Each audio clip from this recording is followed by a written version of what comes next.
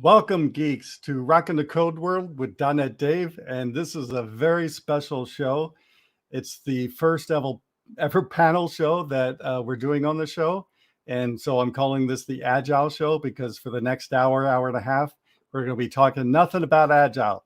So those of you who are interested in Agile or new or old or whatever, I have a great panel lined up that I'll introduce in a couple minutes, and which includes a certified Scrum Master, and it includes the inventor of mob programming. If you guys haven't heard about mob programming, you should definitely go check it out.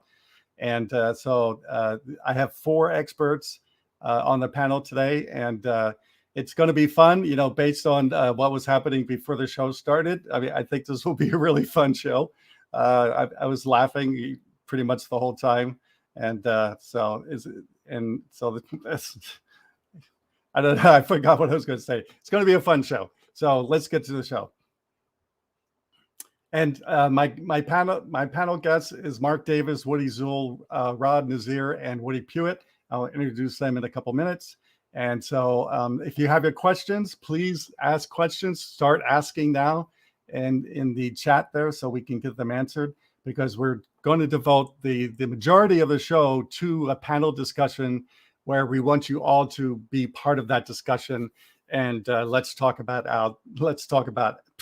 why can't I talk this morning? Let's talk about Agile. So I did want to kind of share a little bit about how this came up, and that is, sorry, I'm going to go back to the other screen because that's causing a weirdness in the video.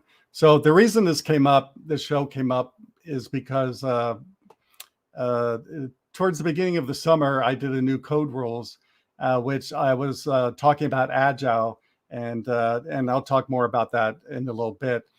And my buddy Mark, who's listed first here, contacted me and said, "Hey, Dave, I saw your new code rules, and let's do a show on that." I go, "Okay." And then I thought, well, maybe I should invite some other experts on the show. And anyway, that's how the panel started. So I hope this goes really well. So make sure you make comments or email me and let me know how this goes, because I plan to do more panel shows, and I already have 3 in mind. And the next one I want to do is going to be really freaking awesome if I can get the people that I want on the panel. So anyway. So the news of this week, well, really last week, I guess I'm behind on the times, is Windows 11 has come out. Anybody try Windows 11 yet? I'm going to wait. Like with any product, especially Microsoft products, you'll never use the first version. So I'm gonna wait a little bit and see how they work out the kinks and everything. If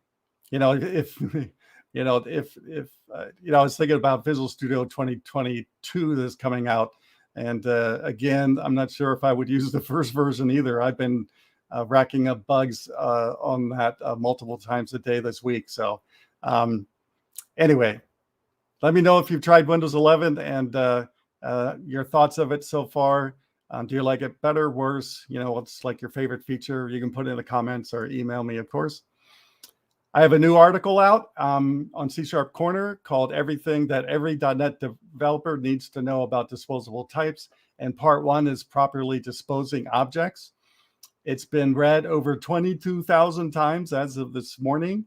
It's the last time I looked, it was number 6 in my most popular articles on CSharpCorner. So I hope you will go check it out. I've submitted part 2 already to CSharpCorner, so that should be out any minute now. And then I have part 3 that will come out in a couple weeks, and then maybe a part 4 based on some of the comments I've been getting from the first article. So I hope you check it out. Every .NET developer needs to read this. I don't care what level you're at and how experienced you are. You need to read this, and give me feedback. Let me know what you think. Also, something I've been working on even this week is I'm basically updating my code performance book to .NET 5 and .NET 6, and I'm going to put it all online. So you can go to that URL right there And I'm slowly working through some of the older articles up there and updating them to 5 and 6, and then I'm adding some new ones too. So I hope you check it out, and so you can get the best performance you can out of your business applications. All right, with that, it's time for the panel discussion, and I want to bring on all 4 of these guys are my friends. I've known them for a really long time, especially Woody Pewitt, and so this is going to be really fun and interesting. And so first, let's bring on the guy whose idea this was, and that's Mark Davis. So the buck stops here, huh, Dave? That's right. Hey, Mark. How's it going? Good. Yep. I'm excited about this. This will be fun. Yeah. Okay. Next up, let's bring on Woody Zuill. He's the inventor of mob programming. Hey, Woody. Hey, David. And Woody and I, all 4 of my panel guests help me run my user group. So they're all my friends. They all live in San Diego. So let's bring up who's next? Woody Pewitt.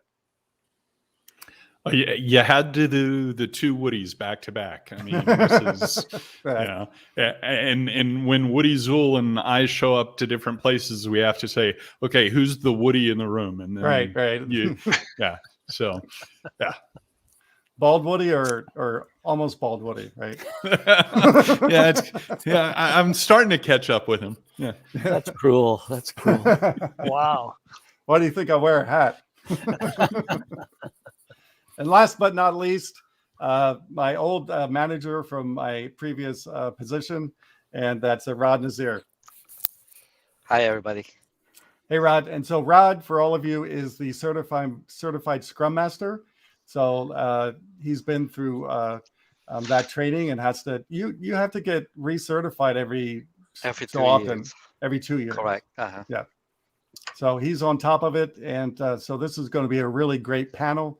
I do have it out for the first time. I actually have an outline of the show, kind of like real TV shows. And we even had a meeting last week about this. I've never had a meeting about my show and what I'm going to talk about, because usually I just let the guests, talk about whatever they want. But with these 4, I needed to corral them into a schedule, and otherwise we'll just end up talking about guitars and, San Diego and stuff like that. Right.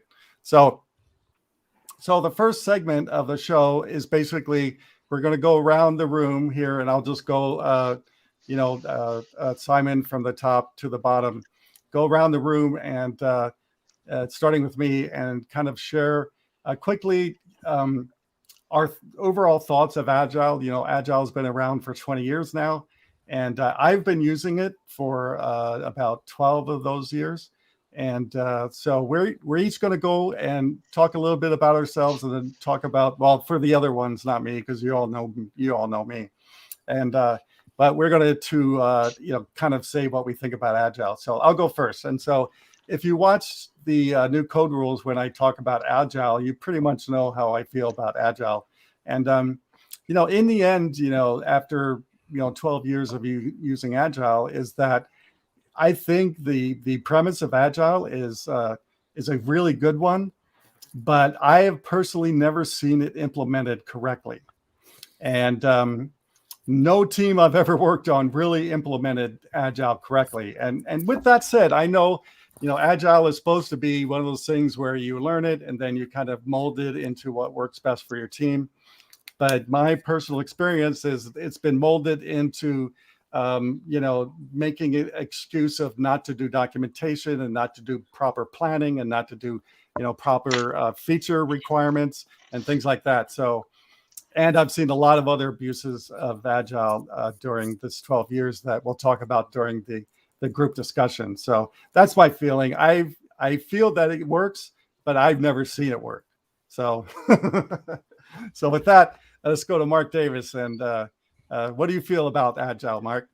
Yeah, I have a real strong opinion on it, and I've been in a situation where it worked perfectly, but I think where it goes bad, where you're seeing it go wrong, is that people read something and they interpret it as something else. For instance, because I'm trying to go through my certification right now, And one of the key factors of Scrum is you have a daily stand-up, but that doesn't mean that it's a status meeting, because you always have 3 questions. That's not a requirement. And it is kind of funny because people are like, okay, what are you doing? How far along are you? What percentage done? So they just morph it into something else that's not even related to Scrum. Scrum is well, we'll get into the details later, but it's a very interesting framework, and and again, it's a framework that can be misused. It doesn't guarantee success. So I'll leave it at that. Yeah, and Rod and I definitely know the misuse of the stand-up meetings, don't we, Rod? Yeah. The 2.5 years I spent at Rod's company, the last year, we'll talk more about this later, but I've never seen a stand-up meeting abused so much as in my last position. So, okay, let's go to Woody Zuill now. Well, so Scrum is not Agile. Agile is not Scrum. These are 2 very separate things. So Agile itself is sort of a set of practices. They describe a few values and a set of practices. So this is, this is often misunderstood. But the basic concept to me of Agile is that to fulfill these principles and values, we have a wide array of practices and techniques that can be used, and they're ever evolving and ever changing. And, so Agile itself is often misunderstood to be following some kind of Scrum approach. So I want to be very careful about that. Just to be clear, I was a Scrum certified, I'm going to put that in quotes, Scrum Master starting in 2006 or 7. And I just recently abandoned that because I don't really, I was forced to become a Scrum Master at a place I was working where we were having good success doing things in a lean manner. And they said, well, I think everybody should get certified somehow. And so we took that path. So just the concept of certification alone sort of corrupts the concept that this is an ever-evolving thing. The ideas of Agile, I still fondly work with. So this is a big part of everything I've done.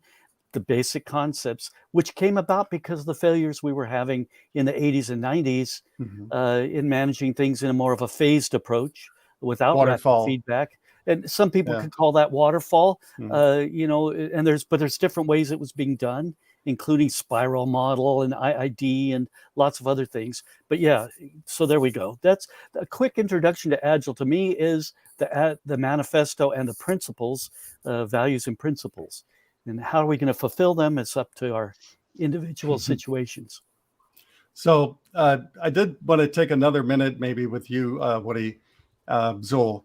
And since you're the inventor of mob programming, which is kind of a different methodology of programming, can you quickly sum up mob programming in 30 seconds or a minute? Sure. So the concept of mob programming is that we are going to try to move directly from start to finish on things we do by eliminating, all of the queuing and the inventory and other things that we get when we don't do that.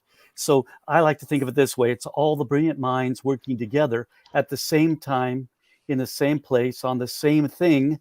And that place can be virtual nowadays, but essentially at the same computer, so that we are all clearly working on the same thing. It's accentuating the concept of collaboration.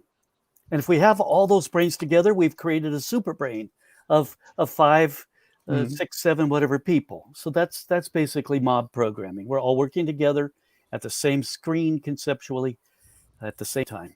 Yeah, and I've seen it. I've seen videos of I've never used it in a team, but I've seen videos of it, and I've seen you talk about it many times. And it sounds really, really awesome. And the one thing I will say is, it's become pretty popular. So popular that you go around the world teaching it, right? Yeah, it's kind of it surprises me. It surprised our team that people were interested at all in something we were doing. But as it became more popular, I had to really switch from just being a programmer to someone who can explain this stuff, because we were getting so much demand. But Dave, to clear things up a little bit, it's like playing in a band. It's exactly, if you're in a band and you're playing on stage, you're not playing 5 different songs or different parts of the songs separately. You're playing them together as a band. Right. And that collaboration is what makes that music so powerful, whatever you happen to be playing.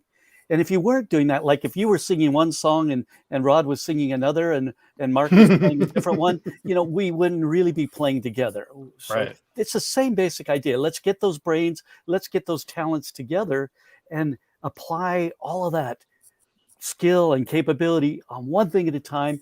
This rushes us, so to speak, from beginning to end directly on the work that we're doing. It's not that we're going faster, it's that we're going more directly. Right. You could go as fast as you want if your route is much longer, and still it will take you longer to get the stuff done. If you go directly, you can go kind of slow and you'll get things done, I would say much quicker. Yeah. Yeah. I like the band analogy. I love that. I mean, and most of us are musicians here. So, I think we all get that. And you talked about guitar earlier, but you didn't say anything about banjo. Oh, because you're a banjo. I know. I always forget that. I've always going to say, so those of you who want to learn about mob programming, I definitely recommend you go take a look at it at least, and just to see what, the other competing, methodologies might be. So next, let's do Woody Pewitt.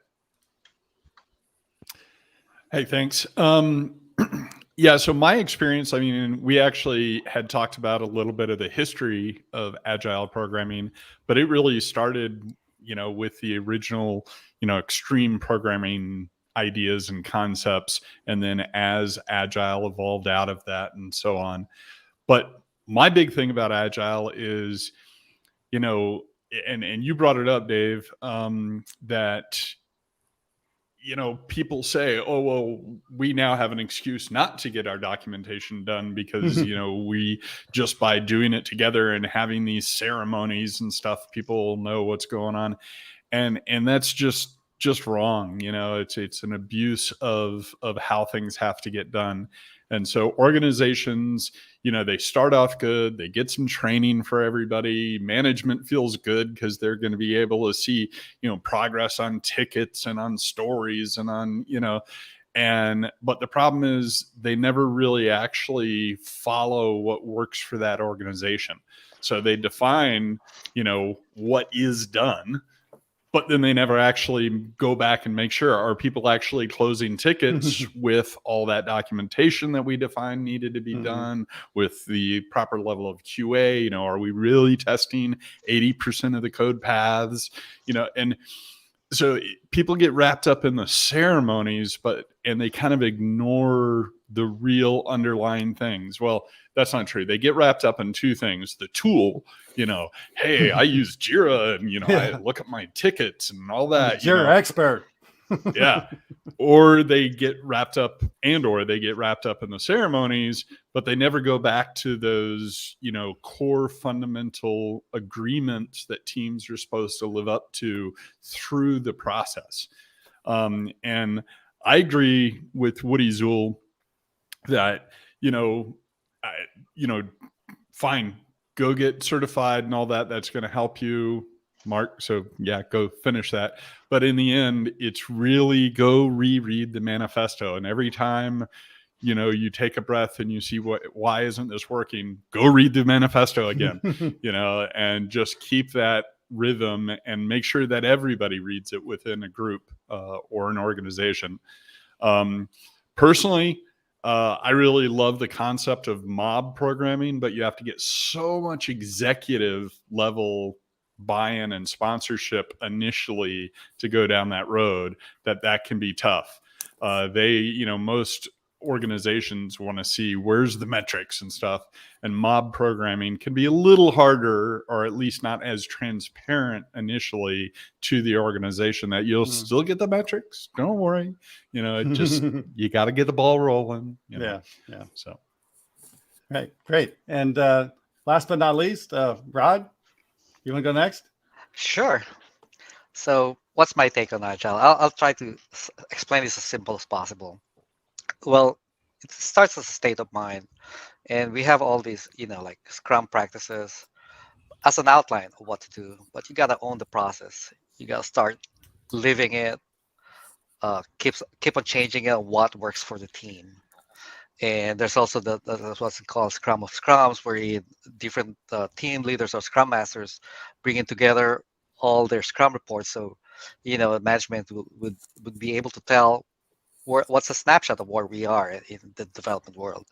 So, in a nutshell, I would like to put the analogy of like Agile's like communism. If you read the Marxist book on communism, it's a perfect system, but it's not gonna work unless you put your effort in it. So just this morning, I was which is every morning, I go to the dog park, take my huge dog to the park, and I was telling my friends, I'm having this show. They're probably listening right now. I told them Hi, I'm a friends. guest of this. Yep. Hi, Rod's friends from the park. And they said, oh, and two of them are developers. One works at Naval Base, and the other is a tech guy from Microsoft. I think he just got employed there. And said, what's the topic about? Agile. And he goes, ooh. And they did a lot of negative comments about it, but they just like everybody else said here, it's something you should give it a try. I think if you keep on practicing it, you'll perfect it eventually. The good thing about this, management will always have a view of a snapshot of where you are. And the other thing too, the product owner, which usually is on the business side, gets to say if what they're actually requesting is what we're actually delivering. So I've been practicing Agile since 2011 with a different company, and then I moved on to a couple more other companies after that. And Dave didn't know this, but before we got boarded you in, we were Agile, we were Scrum at our workplace, and then things changed. That I got bought, this got this, and we moved back to Waterfall, and now back to Agile. Waterfall with Scrum meetings. Correct. Yeah. Well, the Scrum meetings is, I think you would agree that the Scrum meeting is not as a full Scrum, because the one leading the Scrum meeting is a non-tech guy, or Yeah. would not Let's not get into that publicly. Yeah, I know. I was going to say that. Yep. Well, thank So you, that's Rod. my And take. yeah, thanks Yep. everybody. That was great. And so, before we launch into the, everybody talk about a subject thing, and please feel free to make your comments in the comments so we can address them during the everybody panel show part of the show. And I know in that part of the show, we're going to probably be talking a lot about negative things about Agile, because we all have our war stories and things like that, with Agile. I definitely do. And I could go on I could do a whole show on my war stories on Agile, but I wanted to start the show at least with two positive stories that, where Agile came into the team or was part of the team and really made the project better. And me, I always think about code quality and the quality of the project that, came out the other end. And so we don't have time for all five of us to do that. So I picked Mark and Rod to share their positive stories about how Agile, really improved the product they're working on. So let's start off with Mark first. It was positively awful. No, I'm just kidding. So yeah, I had just come off of working with a team from Microsoft where Scrum, Agile to the nth degree. So I was well versed in every aspect of it. I go into this other company, and it's the old waterfall. They have individual developers, so they had 5 different business units, and each unit had their own developer. And it was they had requests that would come through, but to me it was drive-by requests, because they would say, hey, we want this feature added, and then they'd walk over to the developer's desk and say, oh yeah, in addition to that, we want this. And so it's the old adage, developers were always late, management was always under pressure to deliver. The more that they're under pressure, the more they forced the developers to to deliver. How come you're not delivering? We got to go faster, work harder, work smarter. And so I came into this, dysfunction. And what I did is I just put the brakes on to say, hey, look, we're going to have to take a step back, refocus, reorganize. And I pulled the developers together into a team. And we worked together, I guess, almost like a mob programming, but I don't know anything about mob programming. But we assembled in the office. We got a whiteboard. We got our little Post-its, and we, did our kind of mock Scrum meetings, and started chipping off some of this work. And what we did, instead of delivering, because developers were doing stuff by the hour, by the day, by the week. And there was no sense of, hey, we accomplished something at the end of this week. It was just like, oh yeah, we got this done. Oh yeah, we got that done. And so what I did is I put the brakes on it, had it at the end of 2-week sprint. And I had a list of all the stuff that we delivered. It was pretty extensive, and management was ecstatic. They're like, wow, this is great. You guys are working harder. We're actually working less. We weren't delivering as much, but what we were delivering was quality software that was well tested, didn't have any bugs in it. And we're working together as teams, and we started componentizing things as opposed to doing, one-offs. So we do one-off here and a one-off there. What we did is we pulled together the commonality of both of these projects. And so what we wound up doing is solving almost all of our requests. And at the end of a year, it became just doing stuff in a database as opposed to building new websites. And so that was my success. It gave a lot of credence to what we did. And everybody walked away with good experience. So. And at the end of that year, did it kind of like even speed up the process of delivering? Yeah, we were ahead of the game. So it took about 6 months for the team to get cohesive and start understanding, we're not working against each other. We're working together. We succeed as a team. If Joe over here checks in code and it breaks the build, we all fail. So it was like everybody's looking over everybody's shoulders to try to help each other out. And it became we're all still good friends too, which is really cool. So did I answer your question? Yeah, that's great. That's a great story. I liked it. I haven't heard that story before. So, okay, next is Rod. Do you want to share your story? Sure.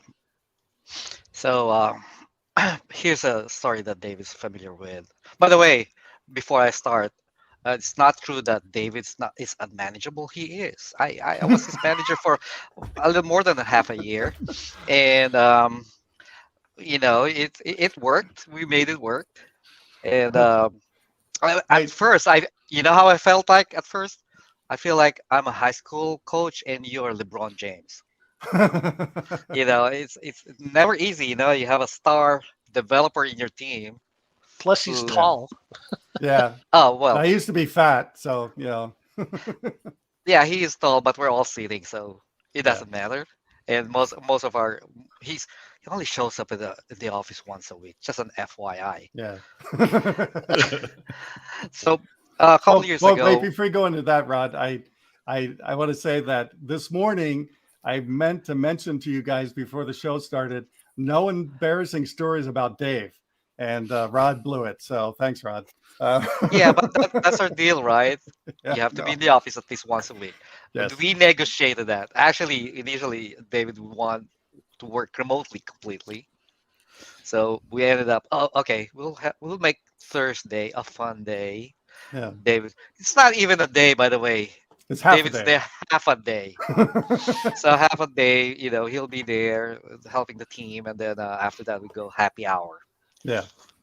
So that was fun. It is fun. It's like, drinking every Thursday.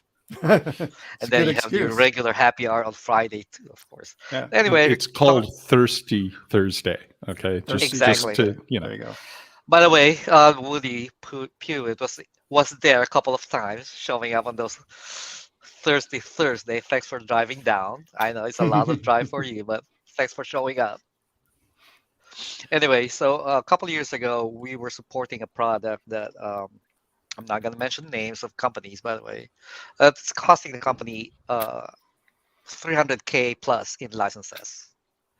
And, it's about time we have to renew. And David and I sat down.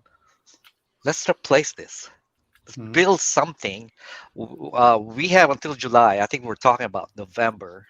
We have until July to come up with version 1. And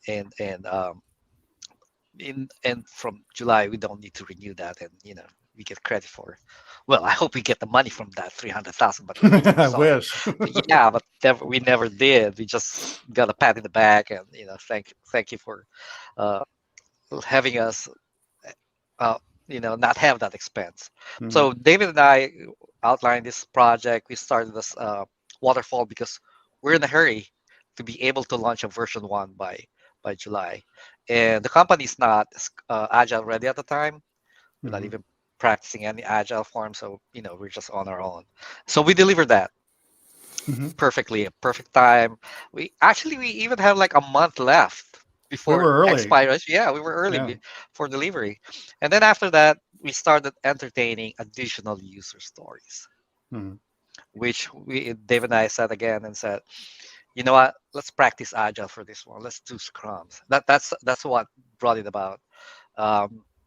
And we started getting requirements from the customers, which is actually the business side, which is actually my job to get and translate it to user stories. Minimum acceptable testing anyway. So and the project manager actually initially wasn't open with that idea, but we I think we sold it really good. We're whether you like it or not, this is what we're doing.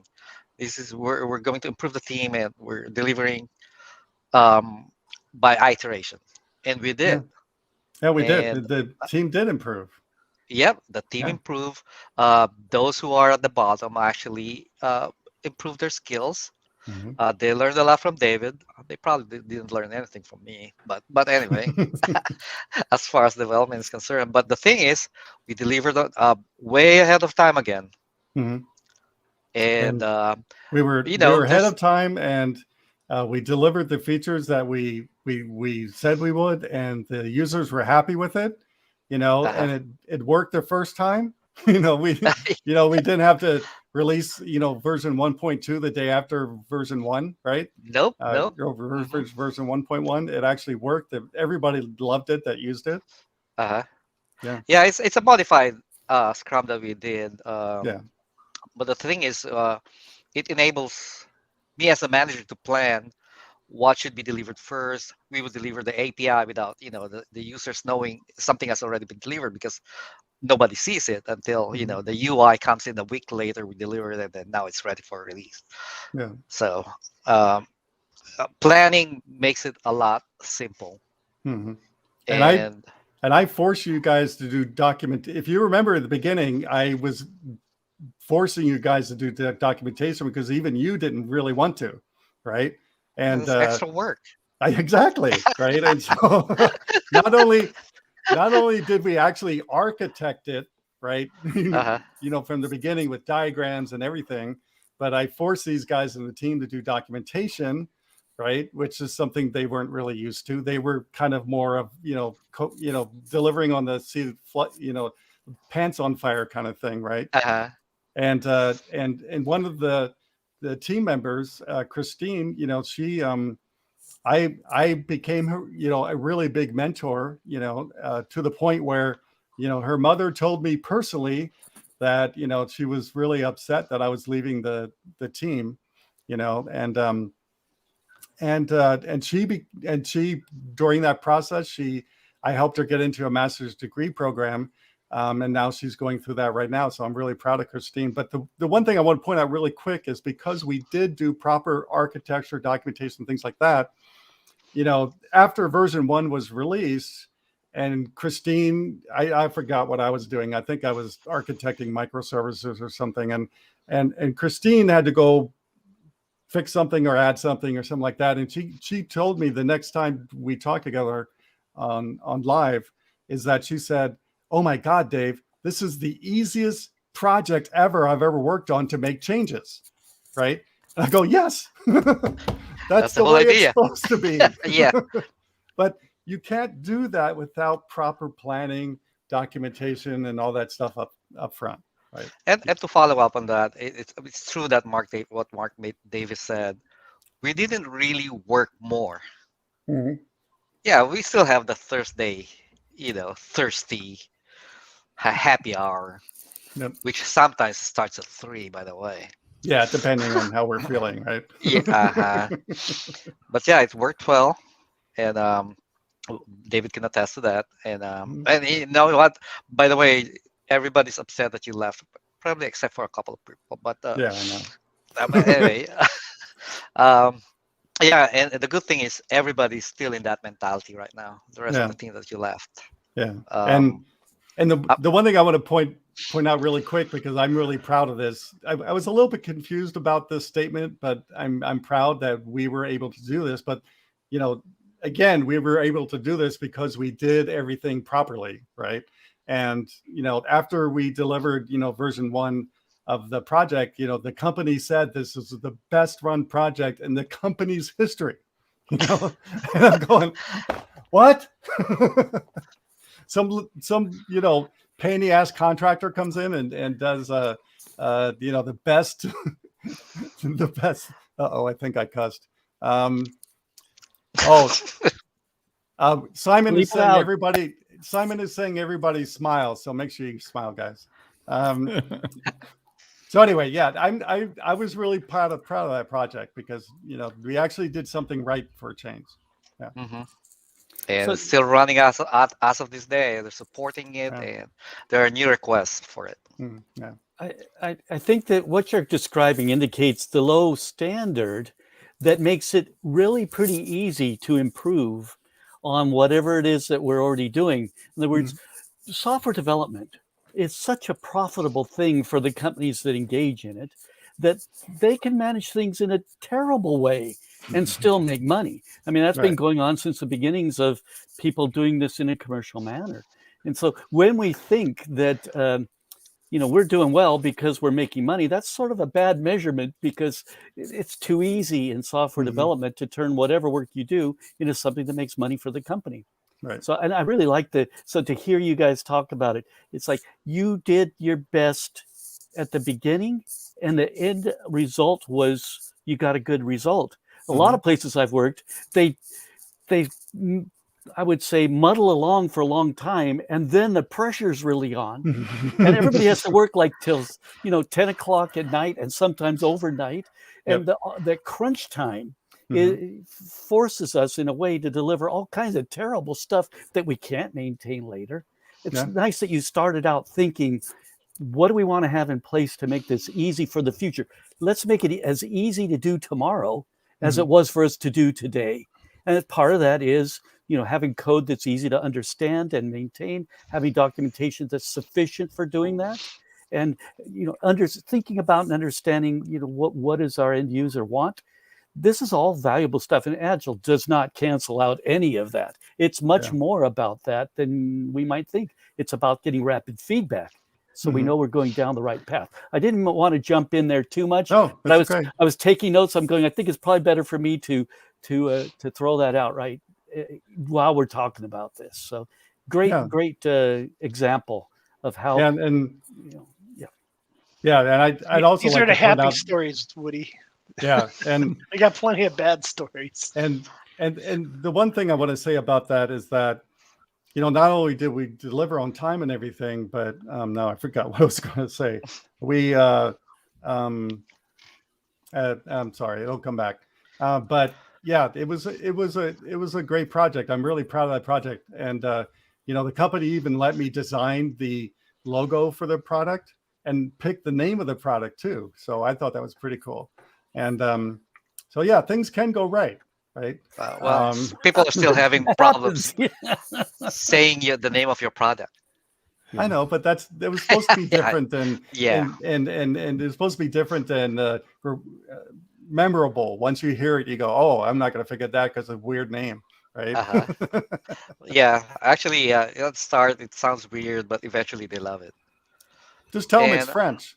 That's like Dave. To add on to what Woody Zuill said, and now I have to say Woody Zuill because there's Woody Pewitt, but we didn't sat down right away and started punching code. I mean, Dave and I took our sweet time planning, Yes. planning, and we went many months of planning. Yeah, Right. yeah, 2 or 3 months, and my manager, at the time, the director's been asking me, "What you guys doing?" We're planning. You got to trust me on this. We're doing some plan, and it's a plan is something that could be useful in the future, not for just this project. And we live by that plan right now.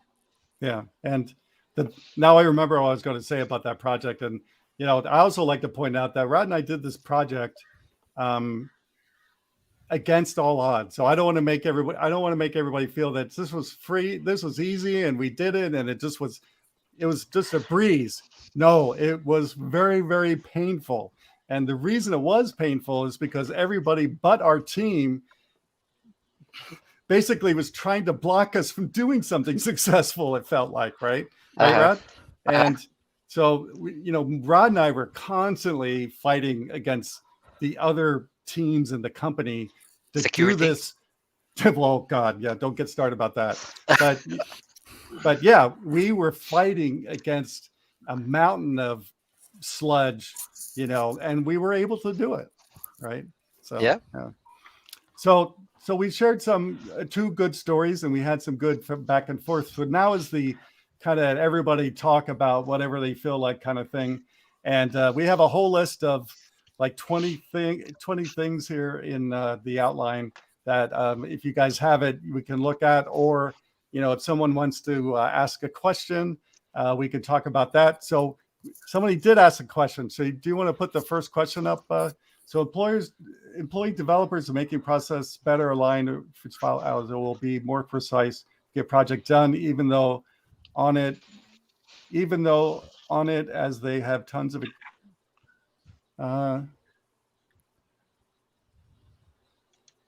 I guess he's asking, to be more precise and get the project done. I don't know. Right. Well, I'm a bit confused about the question. I think that this if you want to follow example. Up, I think this is a clear example of saying, just like you and Rod did. I mean, if you do the planning, if you follow some sort of plan, some sort of methodology that assures delivery at some level. I mean, that in various places, various times, but the whole idea is that you're ensuring back to the organization that you're going to be delivering at this level of this consistency.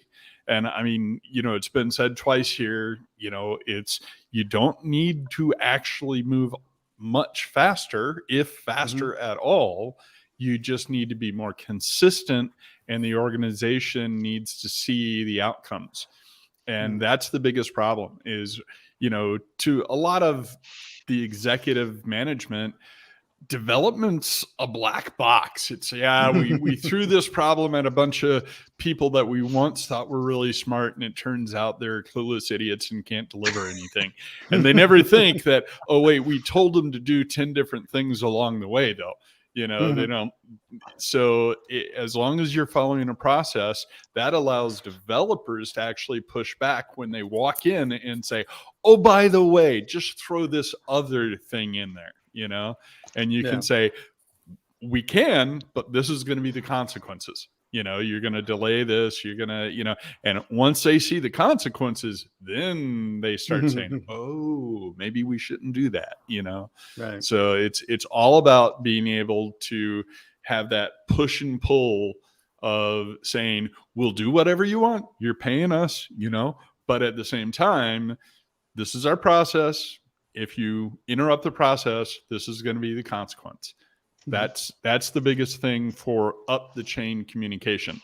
Now, as a developer, I have two goals with following any process: not getting called at midnight for a production outage, as well as being able to leave the job better than I found it. In other words, I want to work myself out of a job. So that way, either within my organization, I can go do something different, or I can go get a better job somewhere, and feel good about it. I mean, you can always leave a mud ball behind and say, yeah, suckers, and run, or you can say, you know what? And I did this at a company years ago, and Dave, you went to that company afterward, and I felt really good about the architecture and the first levels of what got done. And then it got destroyed once I left. But, that was your fault, Dave, because, you were there after me. Well, I have something I want to throw in here. First of all, the famous quote from Peter Drucker, a famous management guru, which is, so much of what we call management consists in making it difficult for people to work. And so there's Woody Pewitt. I'm going to refer to you as Woody Pewitt because I'm not really talking to myself here, but you kind of identified a problem, which is the division between the people that are managing the overall company and the people who are managing and doing the actual work of some particular product. And that division is because the people who are managing the company have a whole different set of concerns than, is this work getting done and is it going to be working well? Their concerns are things like, are we bringing enough income to pay all of our bills? Are we able to plan for the future? What is the position of our company within our industry? Maybe we're hoping we can get bought out. So do we look good enough to the people who might buy us out? And things like that. That's a whole different thing than, is our software working well? And it's the perception that our software is working well, or our products are good, or what its potential is. These are very different concerns than the people who are doing the work. So a line manager or somebody managing at that level is, their concerns might be, are we getting things done on time? And are we planning for making this easy to maintain? But it might not be. Because the developers, it's kind of like, you remember this, they used to have this show called The Three Stooges, and they hand some work to the one guy, and he takes the work and he hands it to the next guy. He says, here you go, Larry, or whatever. Larry takes it, he turns, get this done, And so Larry takes it, and he turns, there's Curly, and he says, get this done. So Curly takes it, and he turns it to hand it to somebody, and there's nobody to hand it to, right? So that's where the developers sit in this thing. Like, we hire these brilliant people. They're really, most people who can do software, and I'm not just talking about writing the software, but the people who are the product owners and the people who are the testers and database experts. These are pretty sharp folks. And then we're kind of just loading them up. Like you said, can you get this done too? How often have you had it where you're in the middle of getting something ready to deploy? You're actually in the final builds and all the testing's done. They come, can you fit this in at the last minute? No. One of our customers really needs this. And we have a problem here. That division exists, and we don't really notice how detrimental it is to either side going forward with that. So it's one of the things you brought up that I think does add to this. What is Agile, and why would we want to do it? Our concern at the development level so this is sort of trying to address the original question: employing developers and making processes better, or following Agile.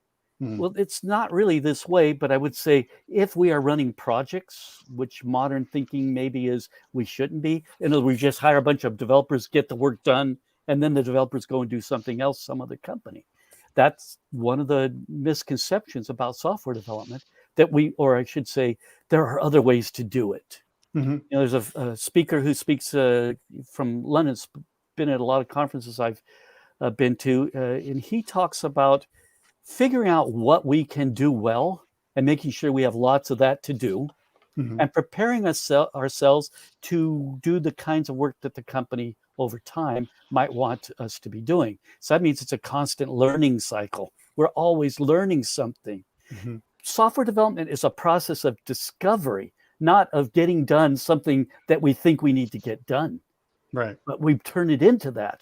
Software development is a process of discovery. As a matter of fact, I like to share it this way, and then I'll shut up for a minute. Let's say we're in near Sacramento. We're all working as laborers at Sutter's Mill, where they're building this sawmill in the middle of nowhere in 1846 or 7 or whatever it was. That was before my time. Okay, 1846.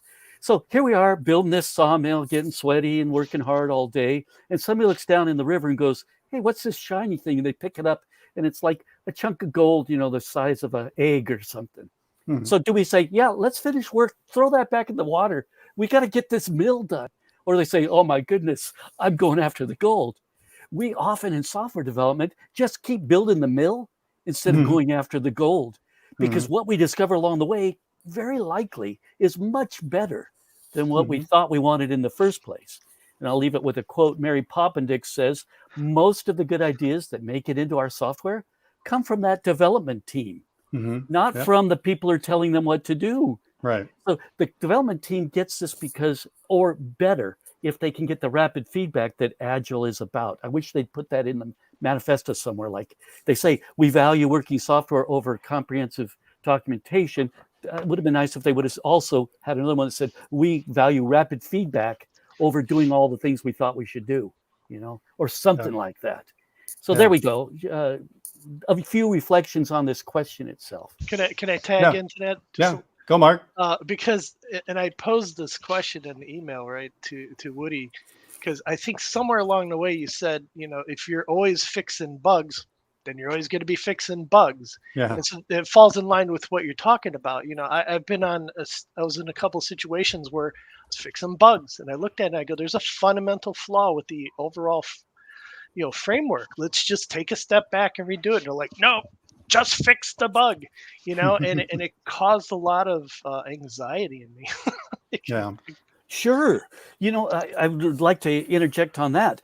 The failure demand of bugs. So I do an exercise in a lot of my workshops where I ask a very basic question, and I try to determine how many times I've done this exercise, and I believe about 1,000 times now.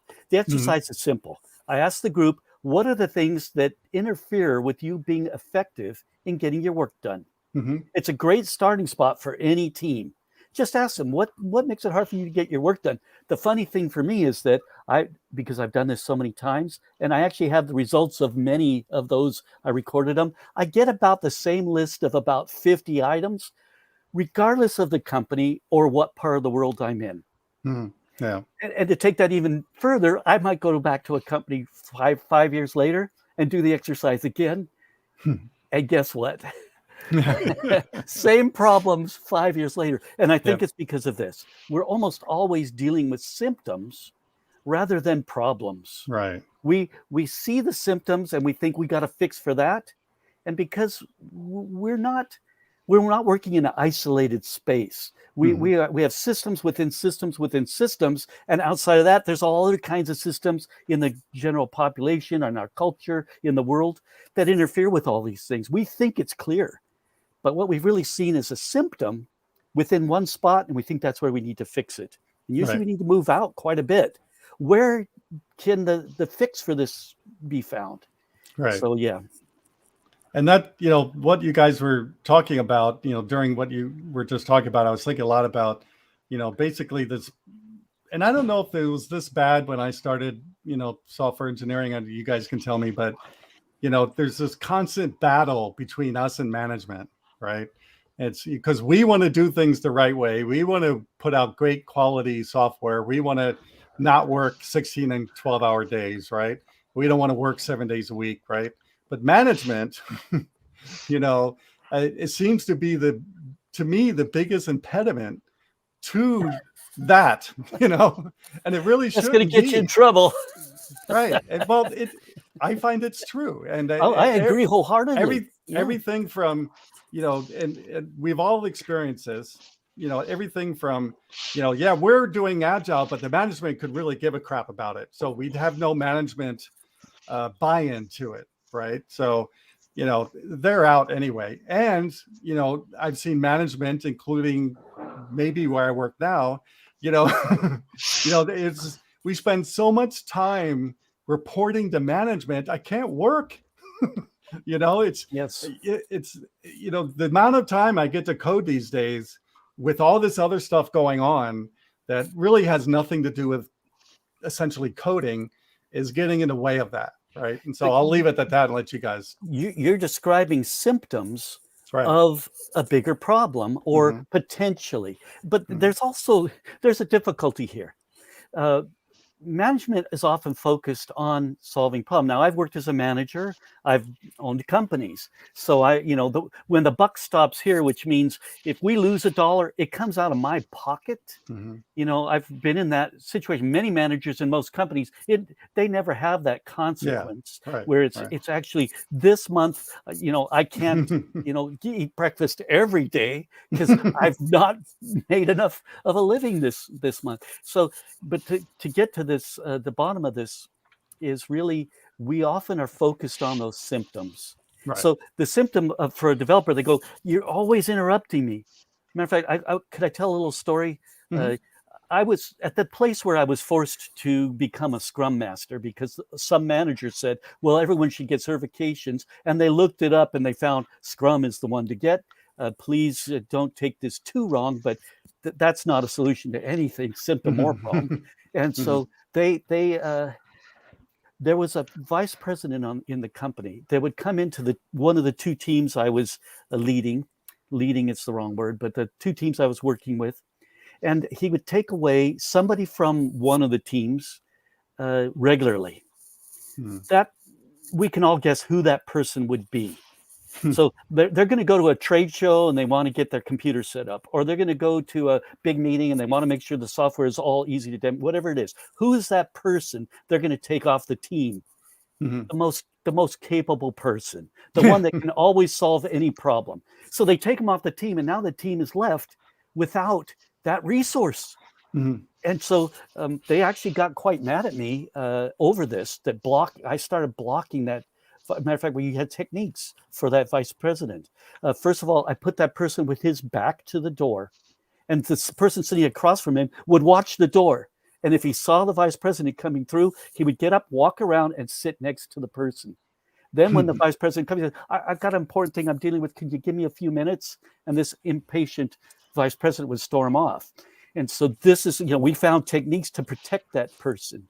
But that thrashing is what I would call it, that interruptions and so on destroys not just that one person's ability to get their work done. This was long before mob programming. It destroys the whole team, because that person spends half of his time or her time answering questions for the rest of the team, because they know the bigger architecture, or they know the language better, or they know the project better. So these symptoms. So this was a symptom of something else to solve. And I'll make this warning even further, because management's focused on solving problems. They never get us to the state where problems don't happen. There's a famous paper by Sturman and Repenning from MIT. It's called "Nobody Ever Gets Credit for Solving Problems That Didn't Happen." And as developers, that is what we want. We want to write code that we don't need to be woken up at 1 a.m. to be called in because of an outage or something that they think we caused, or that we are the only one who can fix, and so on. So and yet here's a warning. Oh, go ahead, please. Yes. No, funny point, Woody. We actually, when I was at a particular company, you know how you, like in a warehouse industrial setting, you'll have the number of days without an accident. We had number of days without a crit one counter. Wow. And so it that way, at least the team overall got value to say, look what didn't happen. And it was very visible. I mean, we're talking, it was up on a plasma screen with other statistics and stuff. But I mean, anybody could look at it, and especially management when they were walking through. And I mean, you're absolutely right. If a problem doesn't happen, nobody gets credit, but at least you can still find some type of metric to show the problems didn't happen. Well, that's a really heartwarming story. I took on a challenge once. I took a job. You've had a job? Several. And I've gotten let go from jobs. And this is kind of a good example, I guess. But the manager came to me and actually said something to the effect of, Woody, you are so brilliant that we're going to give you an opportunity to work on anything you want to work on. I said, great. He said, because you're fired. Yeah. That I don't remember the exact words, but that was the gist of what he had said to me. And so I'd taken this job after that, where they had something on the order of a couple 100,000 lines of code that they couldn't maintain anymore, but it was very important to the company. And the guy who hired me, I said, look, the main metric we're probably going to want to use is number of lines of code we've deleted until we get this thing into a maintainable shape. And so, and this was in the days when I'd finally really gotten an understanding of the value of following an agile approach. They could not fix bugs in this code anymore. They could not, because every time they fixed something, it broke something out, and it was a critical application to the company. So, you know, you find the right metric if you can, but it's really hard to, you know, I know all of you have worked somewhere at some point where there was a manager who pretty much thought if you weren't typing, then you weren't working, you know. Right. So exactly. yeah. I have a question for you, Woody. Yeah. So if management is focused on solving problems, then why are they making more problems? So that's sort of a rhetorical that's question. their job. Right? But I can tell you this, that's because this focus is misplaced. If you take that fully to heart, and management pays a lot of attention to this idea of we want to solve problems, what is the biggest problem to managers is that things are hard to manage. So they spend a lot of their effort trying to make things easier to manage, which exactly destroys the ability to easily manage things. Yeah. This is troubling, but that's, again, they're working on the symptom of it. There's a well-known Mark Graben, who's a well-known lean expert in the medical field, and he says this type of bad focus leads us to say things like, we need to cut costs, so everybody, we're going to cut your budget by 20%. And when a better approach could be to just say, let's make it easier for everyone to be effective in getting their work done, and costs will automatically reduce because of it. But my bigger warning is what I said earlier. Software development is so amazingly profitable that if you're losing money at it, get into something else, right?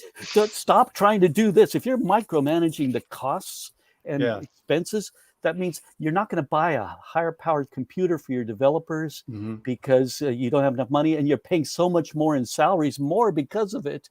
You know, there's so many broken ways, but I would finish with this warning. Sure, if we're working on symptoms, we can't really effectively solve for symptoms. Right. But much of the time, solving for problems is just as bad, because today's solution turns into tomorrow's problem. And if you haven't seen that, I would love to review your career with you, and I bet you could find some spots where you've seen that, because I have not yet been anywhere where I didn't see that. You know? So what do I know? Well, I think Simon flashed up some of these comments. He was bugging me. I should read some of the comments, and the comments coming in so far is basically about the money thing. And the first one was, why do developers make others rich? That's like it in every business, I think, really. Why aren't they making themselves rich? And Mahesh, who runs CSharpCorner, said, because the developers don't think in terms of money, most successful developers code for passion. And that's 100% true, at least for me. I can't say about you guys, but I think you guys are pretty much in the same boat. That's why we do our job, is because we're passionate about it, right? Well, and success doesn't just mean money. No. Success, as long as your basic needs are met, there might be many other things that are more interesting to you to deal with. Although I've known plenty of developers who have done rather well for themselves. And then someone said, I didn't read this one yet. Yeah, the wealthiest people in the world are mostly developers. if you really look at it, if you average it out, it's true. These guys went on to build these huge companies now that are taking over the world. Well, and then somebody pointed out this document, this PDF, and the title of the PDF is nobody ever gets credit for fixing problems that never happened. Yeah, And yeah. then it That's says the paper I was talking about. Yeah. yeah. But I like the subtitle there of creating sustaining process improvement. So I'm going to be reading that PDF for sure after this show. Woody, I really suggested. This first came out, I think, now about 20 years ago. These are two professors from MIT, Sturman and Ripenny, and I like to turn around and see books that I've bought. That so Woody's got a real bookshelf behind him, not a picture. So right? yeah, this is a real actual thing. This book here, let me see if I can get it there. This is by Sturman. I've read it, and you can see I've even put Post-it notes in it. It's like way too much to read, but I highly recommend anything these folks have researched they've done and papers they've written is worth looking at. But the crux of that paper, the bottom, it kind of gets to the point where what is the difference between working harder and working smarter? They do a very good definition of what that really means. And I took this to heart when I went to work at the company, and I can mention them, Hunter Industries, where we essentially brought forward, out of our work emerged the idea of mob programming. When I went there, my hope was I'm going to introduce capability improvement, which includes studying together during working hours. We would spend a minimum of 3 hours a week studying together on Friday for 3 hours. My goal, they didn't know it at the time, was to get it where we were spending about 50% of our time studying and improving capability, which is what programmers automatically do for everyone else. We're automating their processes. We should be automating all of our processes.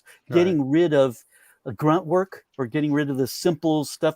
Why do we pay these pretty smart people who are good at automating stuff to just do the grunt work, the boring stuff that's, and so on. So my goal was to get it to 20 hours a week. We eventually got it to 8 hours a week. And it was about that time that mob programming had become so popular that I switched to spending my time sharing that idea, going to conferences and doing workshops.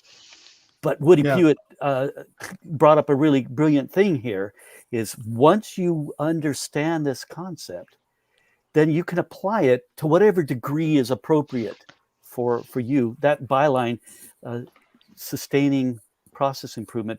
And I've used that. It's really, it's the same thing from Atomic Habits book, where he says a 1% improvement in your capabilities per day compounds to a 37.78% times improvement over a year. That's a huge compounding if you could do it. I don't think we really can, but what if we could? What if we could? Well, let's strive for that. On your bookshelf there, you have Code Complete by Steve McConnell. Yes. Who, as he was publishing all his books, I would read them voraciously. Yeah. But he had a book called the the Software Project Survival Guide. Right.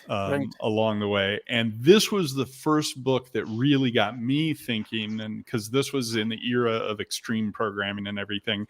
But that book alone, because there's no process, he doesn't set out a process. He doesn't, but he talks about exactly those sort of issues of doing the improvement, doing the consistency, and so, I mean, anything by Stephen McConnell, I suggest go read.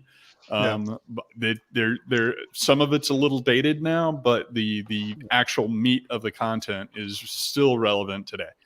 So. Yeah, his book on rapid software development was that was sort of at the Bible, about the pre-Agile times when people were forming these thoughts. I'm going to throw in another one that I think that people could get a lot from, and that's Jim McCarthy's book, The Dynamics of Software Development, which was about a project from 1993. The book was written in 1995. If you don't know who Jim McCarthy is and you're programming in C#, you probably should find out who he is and watch some of his videos online.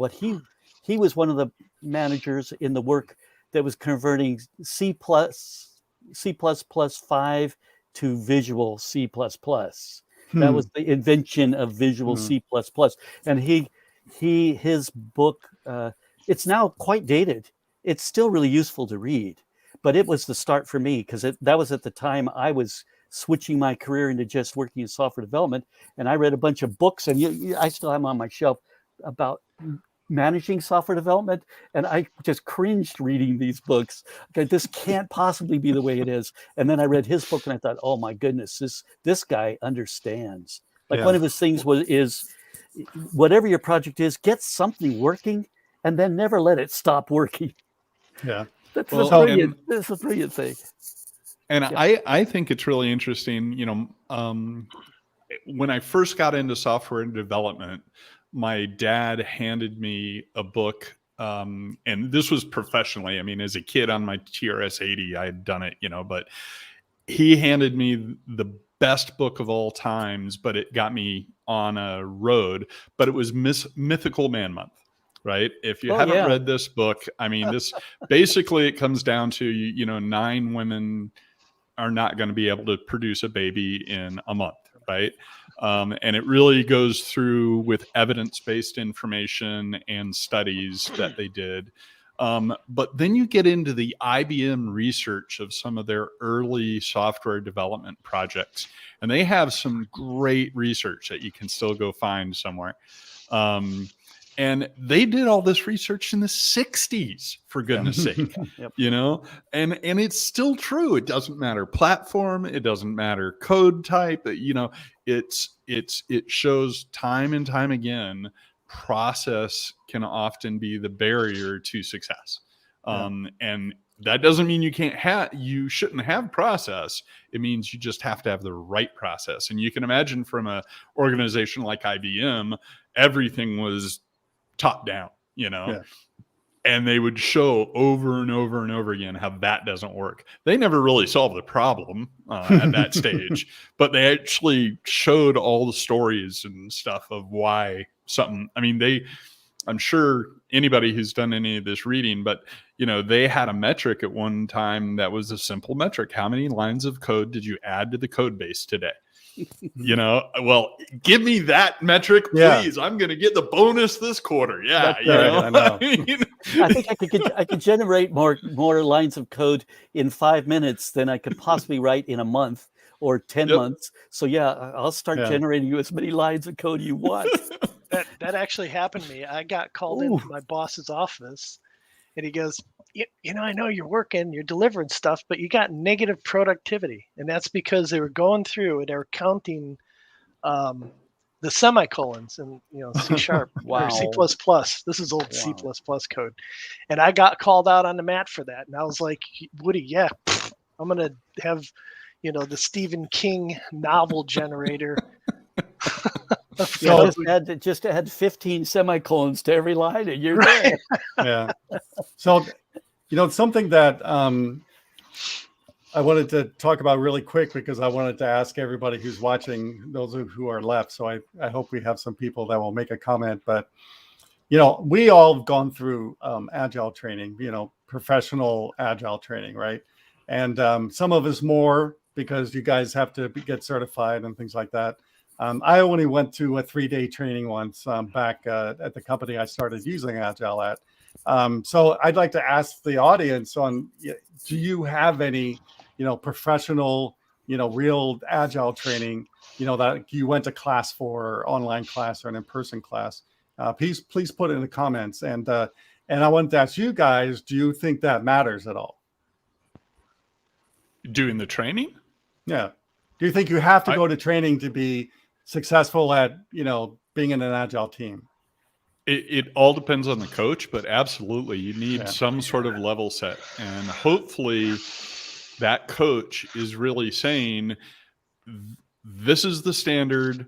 Oh, by the way, this is the original, concepts, but, realize that you're going to have to tweak this along the way, And my big thing is don't get, I said it earlier, but, the coach should really be saying, don't get hung up on the tools and the ceremonies. Productivity and getting the stuff done is what the goal is. So those things should only support that goal. And if they start to become blockers, then you need to evaluate, because, let's face it, we're going to always have to report to management some certain metrics, right? Yeah. But if you can, show to management why a particular metric that they've decided is really causing problems within the team, then, well, I'm getting, some saying no training, Yeah. But I mean, I think everyone in an organization has a level set. And personally, you said, Dave, you went through a 3-day thing. I've gone through several versions, but 3 half-day, 3 6-hour day sessions is probably about the right level.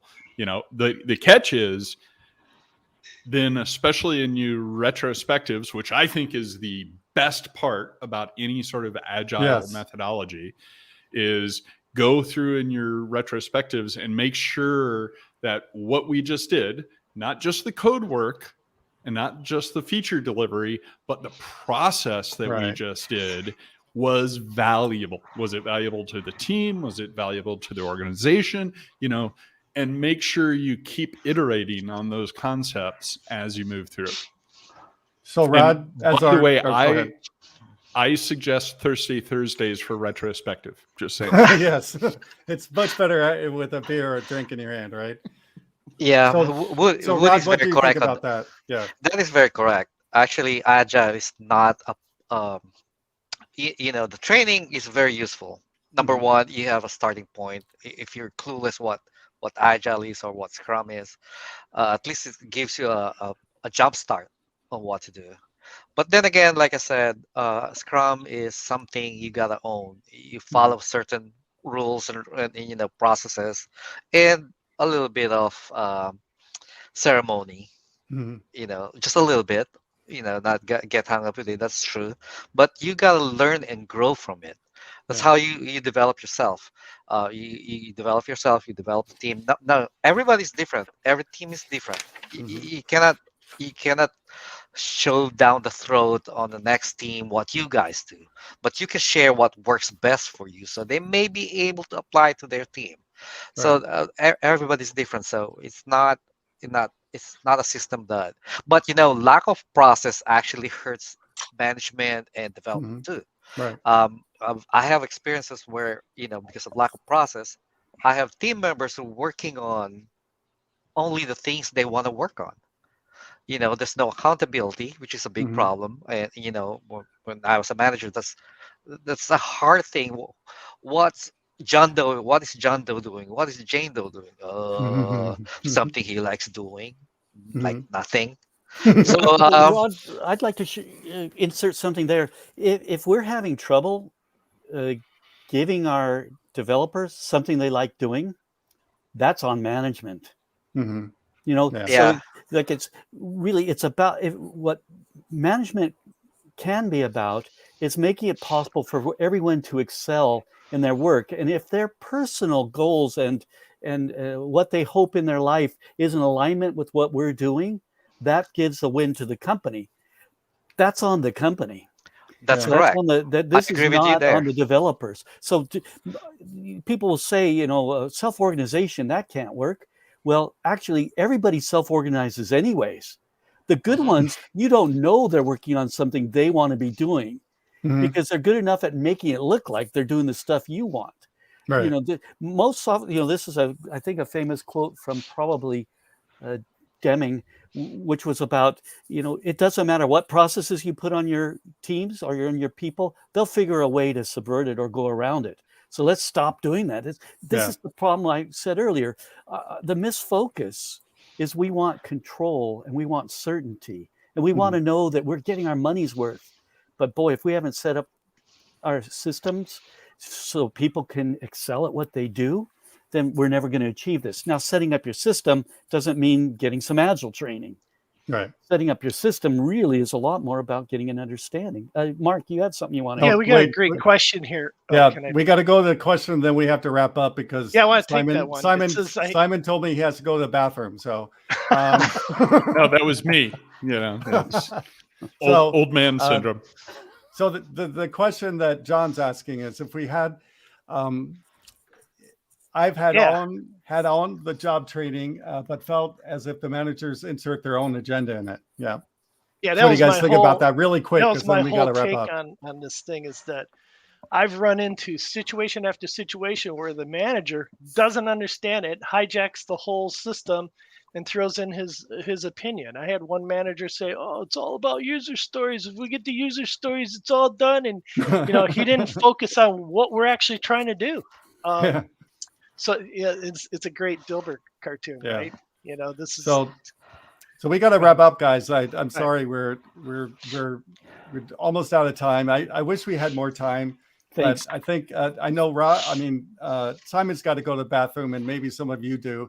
So I don't think we should prolong this any longer. But so what I wanted to kind of wrap up the panel discussion is this, and that is, I want to everybody do like 2 minutes or less on, really what they should take away from the show to make them more successful, in their team and make their product more successful using Agile.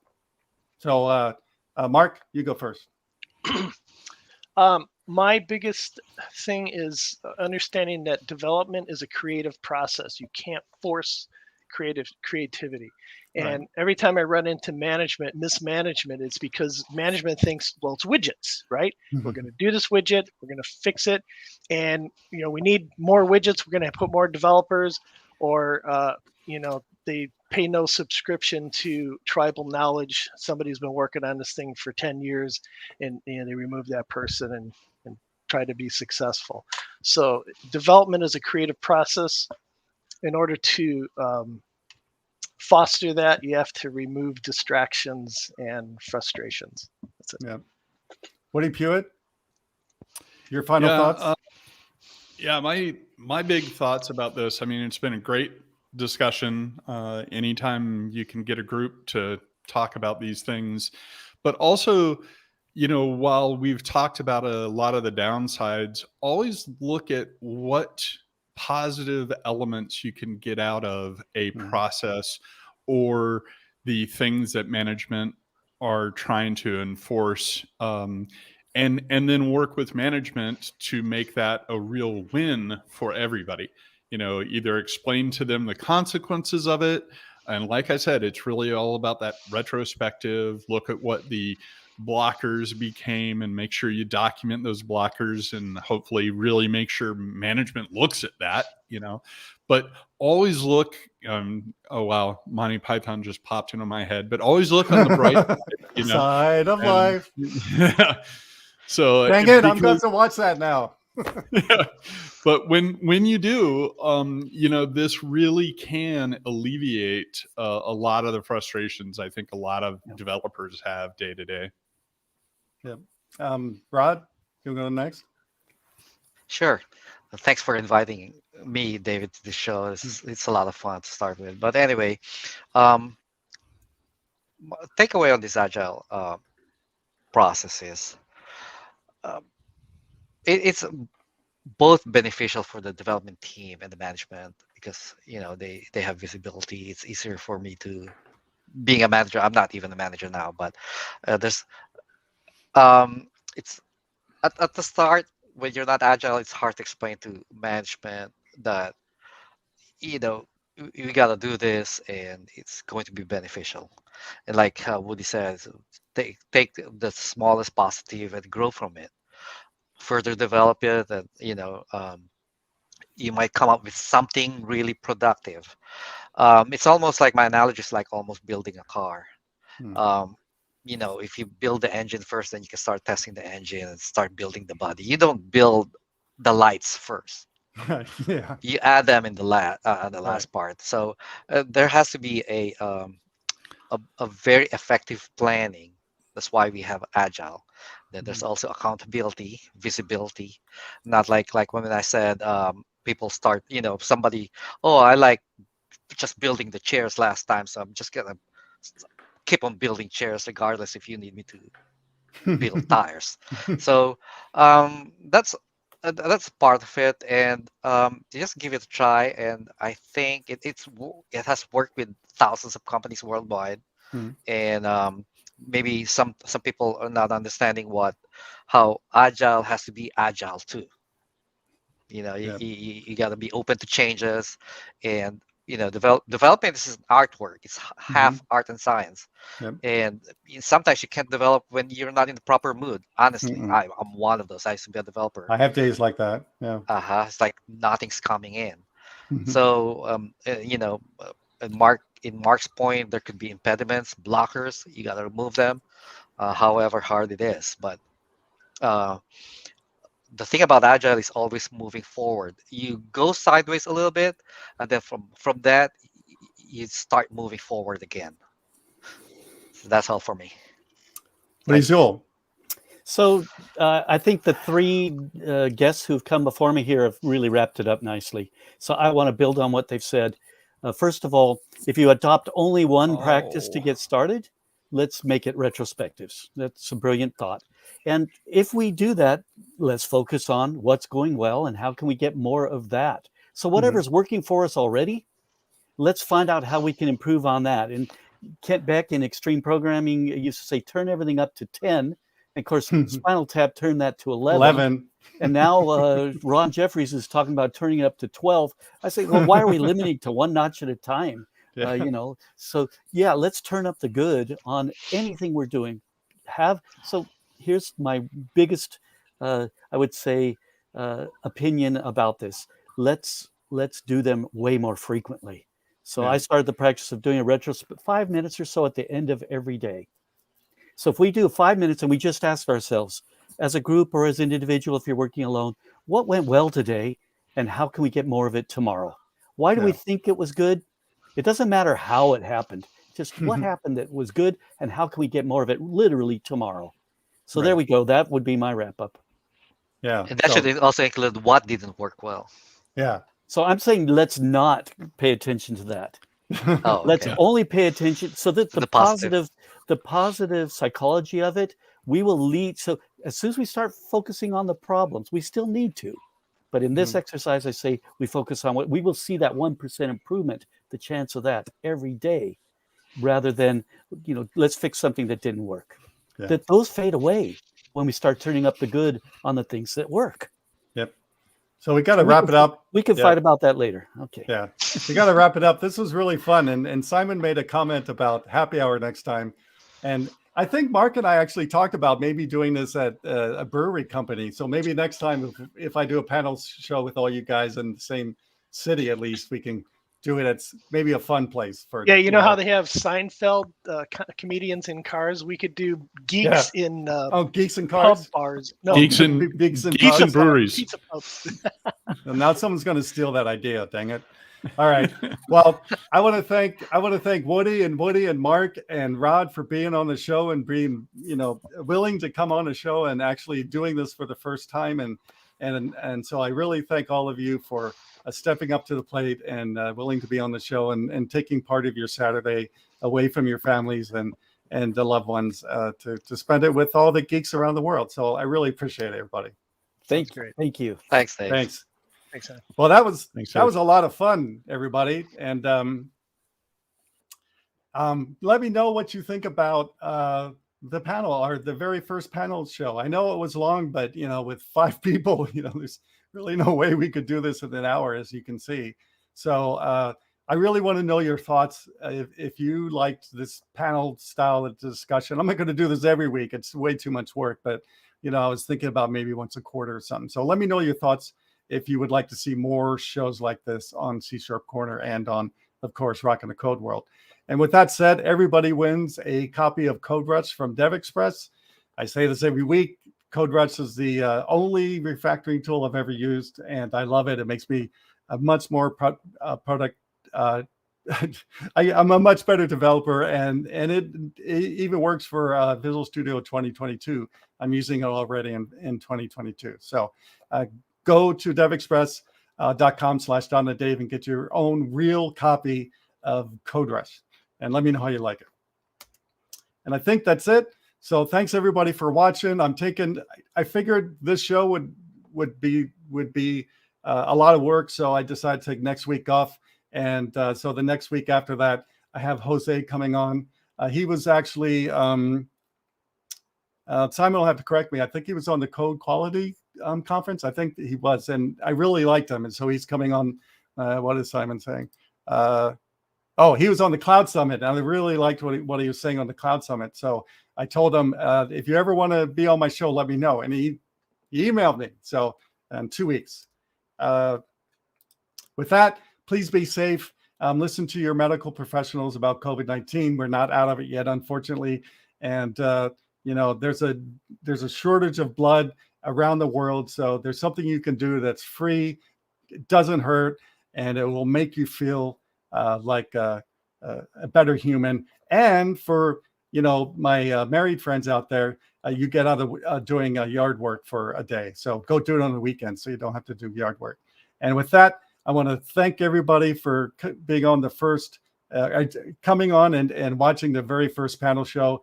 And make sure you email comments to me to rockincodeworld@csharpcorner.com. And I'll see you in 2 weeks.